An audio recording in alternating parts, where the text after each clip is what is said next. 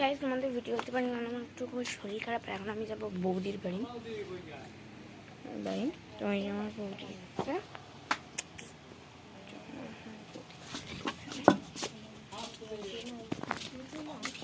এরকম দিনগুলো একটা জুতো কোথায় জানিস? কি জানি কার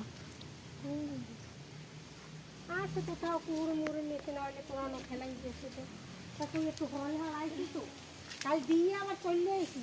আমটা দেখো বৌদি, আমটাকে দেখাবো। দিয়ে আবার চলে আসি কেন কাজে বেরাবো, কতদিন বেরোইলে না। আমটা প্রচুর বড়। আমটা টক আবার বাবা এত খাওয়া এরা তো তারপর দুটো ডাটা একটু আলু দিয়ে করবো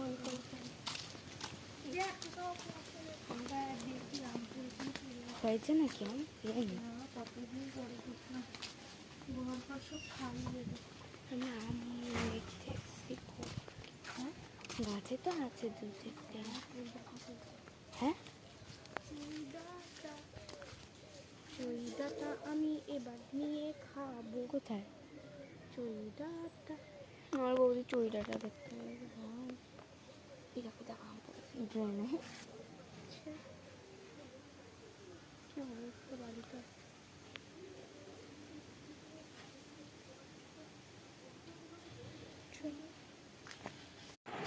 তো বললাম যে আমি বৌদির বাড়ি এসেছি, তো পড়িয়ে টড়িয়ে আবার একটু বৌদির বাড়ি আসলাম। এখন মেঘলা করেছে, মনে হচ্ছে ঝড় বৃষ্টি হবে, বিদ্যুৎ চমকাচ্ছে। তো পড়ানো হলো এই যে আমার ছাত্রী মা দাদার মেয়ে পড়লাম, ওর ব্যাগটাও এখানেই ঠুকছে। তো আবার বৌদি বাপ্পা নাম, তারপর এখন বৌদির বাড়ি বসে একটু ইয়ে করছি, ঝড় বৃষ্টি নামলে গো টু হোম চলে আমি। একটা জিনিস বুঝতে পারছি না, ফোনটা কেন কাপস উলু কেন হচ্ছে। এই যে আমার দাদার মেয়ে, এই যে আমার ছাত্র, খুব দুষ্টু, খুব। ওই যে এত দুষ্টু কেন? আমার বৌদি এত দুষ্টু ছিল না মনে ছোটবেলায়।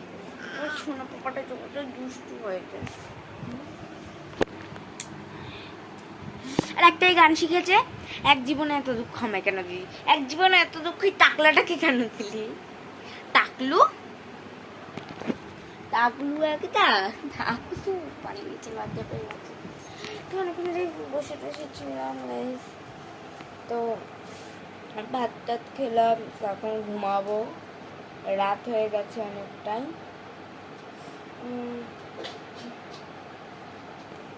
আমাদের তো রাত হয়ে গেছে তো তাই